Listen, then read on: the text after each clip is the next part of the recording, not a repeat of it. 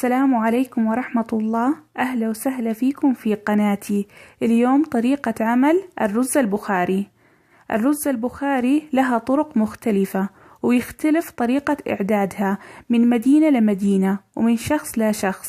البعض يضيف عصير البرتقال وبشر البرتقال، والبعض يضيف ثمرة السفرجل، لكن المكون الأساسي لرز البخاري الزبيب والجزر. لو كنتم أول مرة تزوروا قناتي اضغطوا على زر الاشتراك وفعلوا الجرس. نستعرض المكونات وبسم الله نبدأ خطوة بخطوة.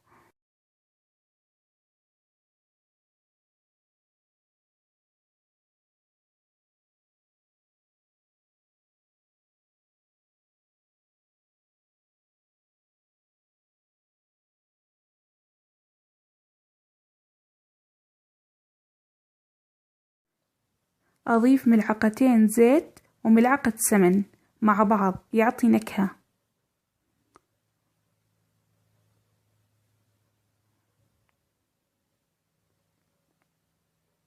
مجرد ما سخن الزيت والسمن أضيف نص كوب زبيب، ممكن كوب كامل زبيب، بس بعض الأطفال وبعض الناس ما يحبوا الزبيب، فأنا أضفت نص كوب. خير الأمور أوسطها.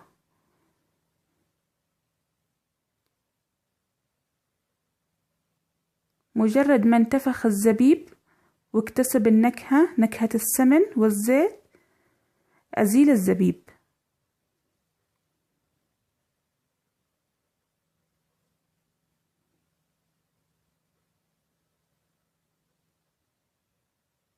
ونفس مكان الزبيب أضيف جزر، كوب كامل جزر.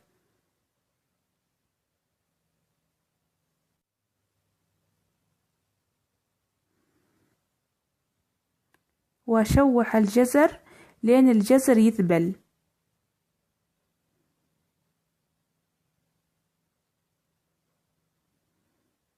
هذا الخطوات مهمة، بيكون طعم الرز مختلف.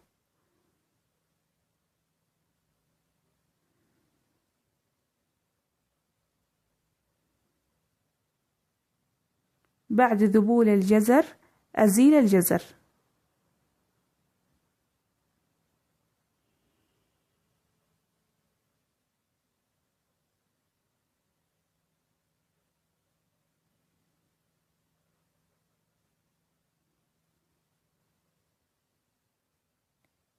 وبنفس مكان الجزر أضيف بصل.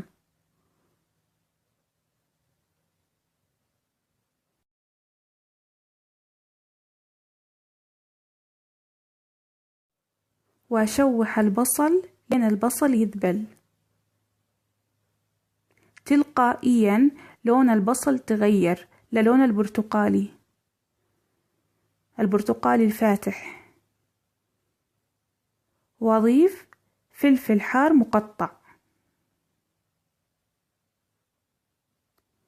والبهارات الصحيحة.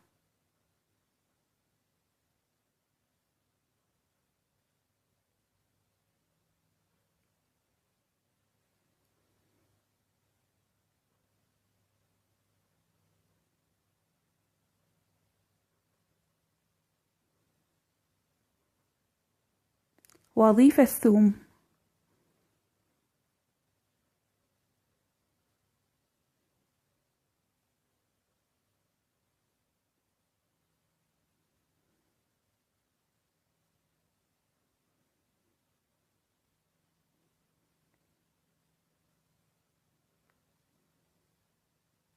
وأضيف الدجاج مغسول بالطحين والملح. أتخلص من الزفرة.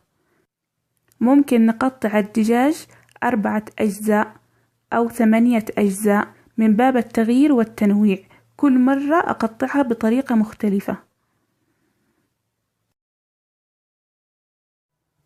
وأضيف البهارات المطحونة، نص ملعقة صغيرة بابريكا، وبقية البهارات واضح على الشاشة.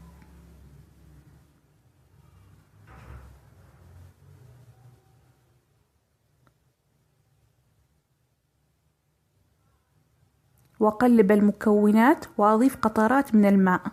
الدجاج تتمسك بالبهارات.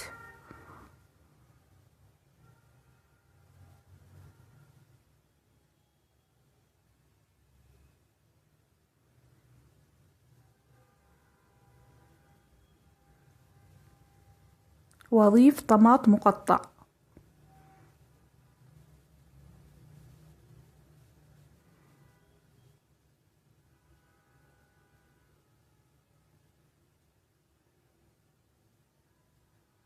وأضيف الماء على مستوى الدجاج بالضبط، بنفس المستوى، وأضيف ملعقة كبيرة ملح.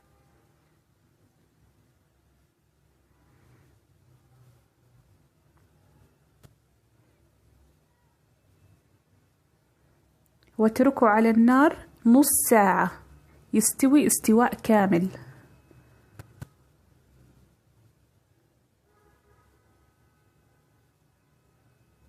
نص ساعة إلى 40 دقيقة.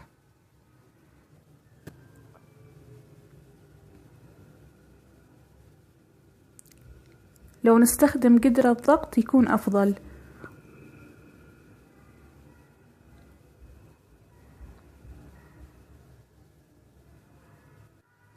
أضيف قرون فلفل أخضر حار صحيح. في البداية أضفت قرون مقطع فلفل حار مقطع، وحسب رغبتكم ممكن الاستغناء عن الفلفل الحار. وأغطيه واتركه في النار من 30 إلى 40 دقيقة حسب وزن الدجاج لين ما يستوي استواء كامل. وفي هذا الأثناء أحضر خلطة تحمير الدجاج عبارة عن عصير ليمون وملح وكركم وصبغة صفار الزعفران وقطرات من الماء ونص ملعقة صغيرة كمون مطحون. كل مرة أنوع في الخلطة، خلطة تحمير الدجاج، مرة أضيف معجون طماط ومرة أضيف بهارات مشكلة ومرة أضيف صبغة البرياني اللي تكون أحمر. كل مرة أنوع علشان يعطي شكل الدجاج مختلف ولون الدجاج مختلف. بعد مرور نص ساعة أختبر نضوج الدجاج. الدجاج ناضج ومستوي. أرص الدجاج بصينية الفرن.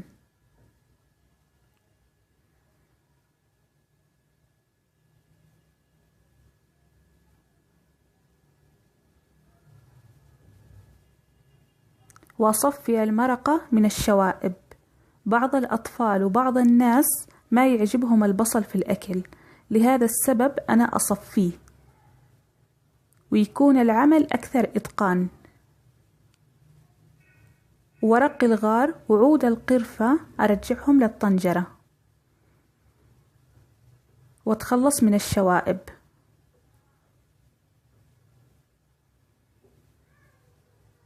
وممكن ما نتخلص منه، نضيف ماء مباشرة ونسلق الرز، بس أنا أحب إني أصفيه. نقيس المرق بالأكواب. كوبين رز يعادلها 4 أكواب مرق. 3 أكواب رز يعادلها 6 أكواب مرق. 4 أكواب رز يعادلها 8 أكواب مرق. دائما كمية المرق يكون ضعف كمية الرز. هنا الكوب الأول ونضيف الكوب الثاني. كمية المرق طلع أقل من 4 أكواب، بضيف ماء، المهم يكون 4 أكواب، وابدأ أضيف ماء عادي.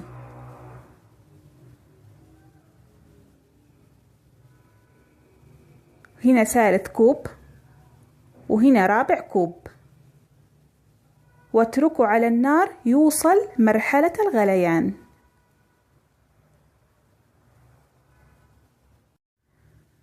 وأضيف الزبيب المشوح بالسمن والزيت، وأضيف الجزر المشوح بالسمن والزيت الذي شوحتها في بداية الوصفة. وفي هذا الأثناء أوزع خلطة تحمير الدجاج الذي جهزتها من قبل. أوزع الخلطة وأدخله الفرن لمدة 10 دقائق تحمير بسيط، لأن الدجاج جاهز وناضج. ولن نزيد عن 10 دقائق، بيكون الدجاج قاسي وناشف.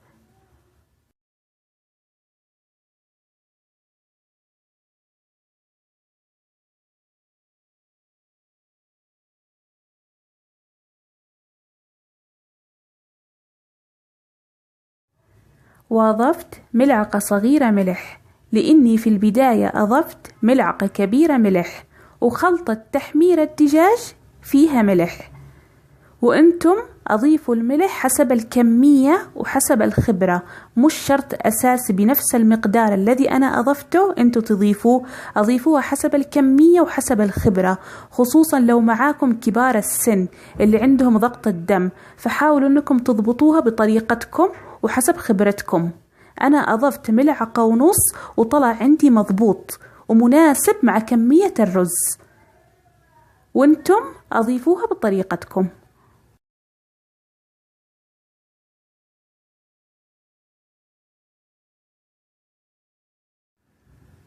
المرق وصل مرحلة الغليان، أضيف الرز المغسول المنقوع، واتركه على نار عالي الرز تتشرب المرقة.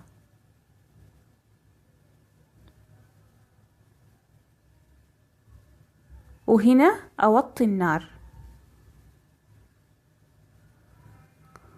وهنا خلاص الرز ناشف. أوطي النار أكثر من ذي قبل، وأرص الدجاج المحمر بالفرن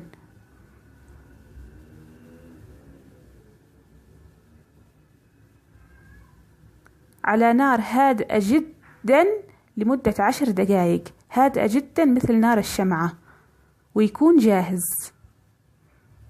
وهنا أبدأ أغرف.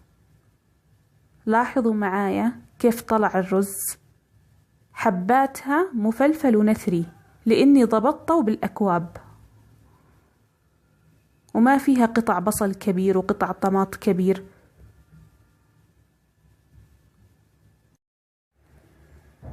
الرز البخاري لها طعم مختلف ولون مختلف لكل أصناف الرز، وأصناف البرياني يتميز بلون معين، يتميز بنكهة معينة. بهذا الطريقة نكسر الملل. لو جربتم أحد وصفاتي لا تنسوا تكتبوا لي بالتعليقات، ولا تنسوا الاشتراك وتفعيل الجرس فضلا وليس أمرا، وانتظروني في فيديو قادم من مطبخ فطوم، ومع السلامة.